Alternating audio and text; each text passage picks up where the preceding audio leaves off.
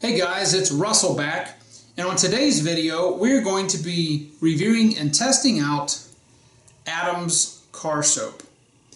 If you've been following the reviews I did on all the Chemical Guys car soaps, you probably have gotten tired of me referring back to how much I like the Adams products. The Adams car soap that I'm referring to is not this. This is the new formula. What I'm referring to is the old red formula that smelled like cherries. That formula was discontinued maybe a year and a half, 2 years ago. I still have some left, and that's what I use when I really want to do a really good wash. I love that soap. It's probably the best car soap I've ever used. Almost a close second is the Glossworks, which I kind of found and was introduced to when I started doing these reviews. But what we're going to do is, just like we've done in all our other Chemical Guys videos, we're going to be using the MTM Submachine gun style foam gun to test the foaming ability of the new Adams car soap. And then we're going to be using a bucket to test the foamage and how it performs in a hand wash. So, just like I've done in all my other videos, we're going to be using 10 ounces of water to 1 ounce of car soap. Now this car soap, a little bit about it, I don't know what they changed in the formula. Obvious reasons.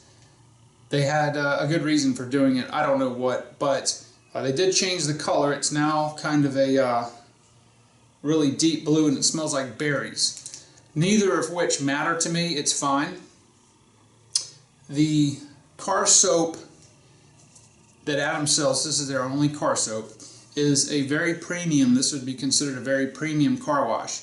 It is pH balanced, and you could let this dry on your car. I don't recommend it, but if you were out in the sun and it started to dry, it's not going to hurt your paint whatsoever. Any really high-end pH balanced car soap is not going to hurt your paint if it dries on there. Obviously you don't want to wash it and come back 5 hours later. That's not the point, but a lot of times if you're in the sun, then the side that you're washing may dry some a little bit. Don't worry. Trust me, this shampoo is every bit of what they say it is. So let's go ahead and get the camera and everything set up outside, and we'll see what kind of performance Adams car shampoo can do in the MTM style submachine gun foam.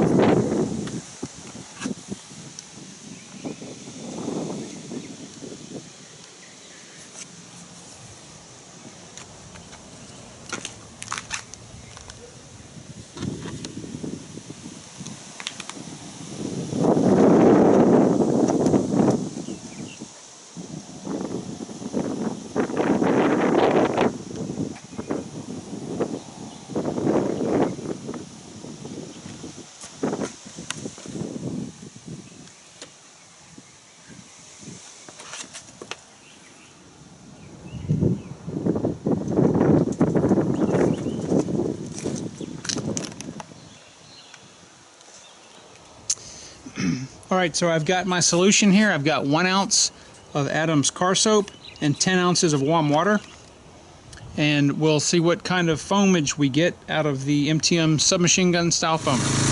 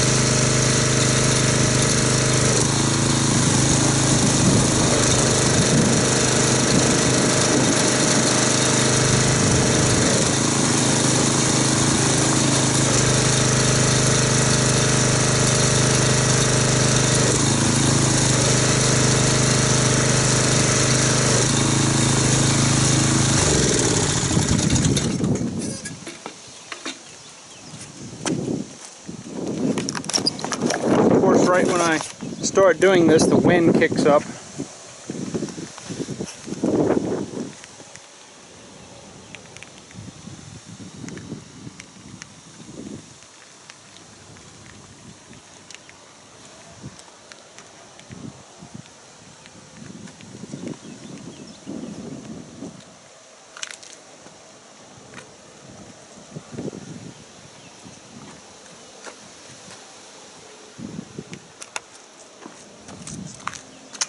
Now, as in some of our other tests, the foam structure of the Adams is a very tight closed cell foam structure. There are a few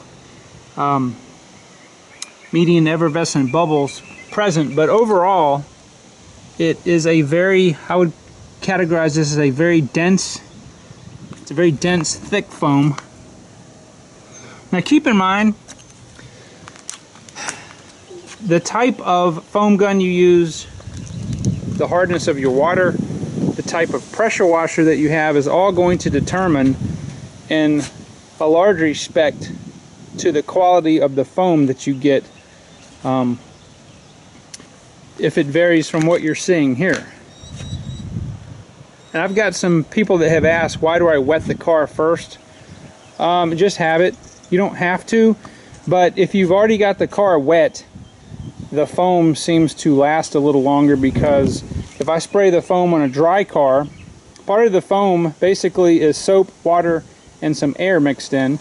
And if I spray a car with foam that's dry, part of the structure of the foam, which is water, is going to kind of, if you can think of dirt on your car as hills and valleys, it's going to kind of fill that in and suck some of the moisture itself out of the foam. So that's why I like to do, and plus straight water will knock off any dust. The foam will get any non-bonded contaminants, and that's the reason I do that. So if you want to foam the car dry, it's not going to hurt it, it's perfectly fine. So we're going to let this dwell probably for around 7 minutes, and then we'll come back and see what it looks like. Alright, we're back. We're about at the 6.5 minute mark, and by the time we finish this shot, it'll be 7 minute mark.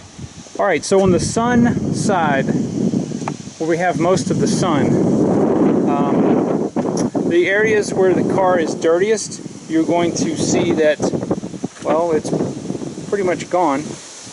There are some areas on the windows that are still clean. Foam has got different properties on the different surfaces it touches. You'll notice on the flat horizontal surfaces, the foam is very tenacious. It's got a good grip, as it is on the concrete. On the non or lighter sun side, I would say we're about 50% or so left. And again, on the top, we've got a pretty good clinging ability.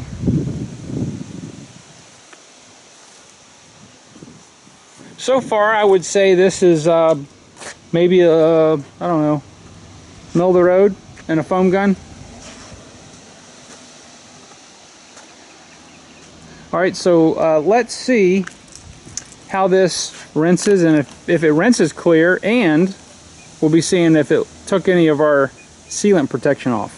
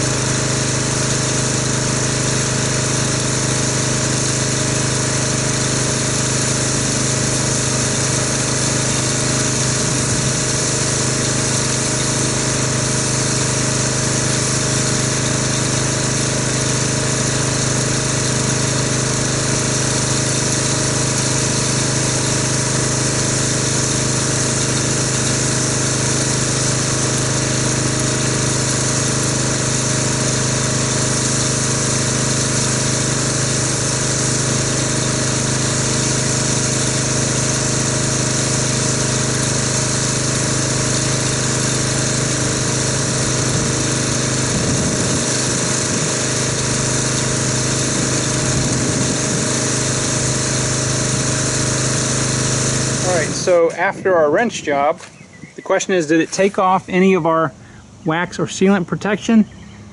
And I would say a resounding no. As we would expect from a higher end soap, all of the non-bonded contaminants appear to be removed. The soap rinses clean, and it actually, this is one of the few soaps that have a nice fresh scent, not only when you're applying it, but when you are rinsing it also. But as one would expect, and as we've seen before, it does not remove the actual bonded contaminants. Those will be removed during the hand wash. I'm going to say that this Adams formulation of soap in a foam gun is a high end of the middle of the road. I don't think it's fantastic. I think it's better than average in a foam gun. It does a lot of things well. It rinsed cleanly. It did everything that you would expect it to do in a foam gun. The only problem, I think, is the foam doesn't last quite as long if you were allowing it to dwell more. And again, on the side that we have the sun, if the car was in complete shade, it would have lasted a little longer. But as we saw on this side that did not have the direct sun, it lasted a little longer. So I'm going to get the bucket set up, and we're going to see how this wash performs in a hand wash. Alright, so I've got my bucket of warm water set up. I'm going to be taking 1 ounce of the Adams car soap and putting it in the bucket, and we're going to see how it performs. Okay. Now the first thing you'll notice is this is probably the most intense smelling car soap I've ever used, even more than the Adams Red. It has an extremely strong berry scent. I would only say it's close to almost a drink.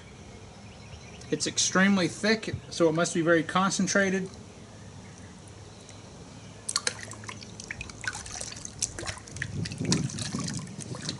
So, being that this is so viscous and so concentrated, you are going to have to agitate it very well. You can't see, but what I just poured in is sitting on the bottom of the bucket. Sort of like, it kind of acts similar to the Chemical Guys Citrus Wash and Gloss. Now just with hand agitation, it's producing some rather nice bubbles. It's a much larger foam structure than what comes out of a foam gun, obviously. But the one thing that I notice is as the large bubbles are dissipating, some of the medium bubbles just kind of sit there, that's a good thing. So let's get our pressure washer and agitate this and see how the slickness feels.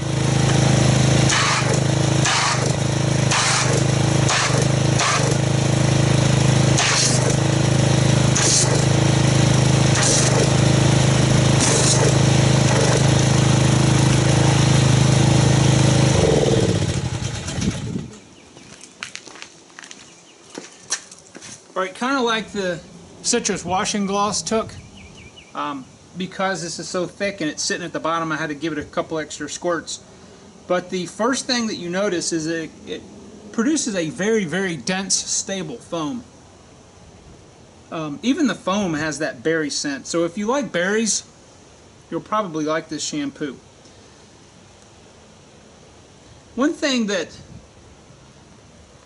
I'm not real thrilled about is, I would say there's only a mild slickness to the water.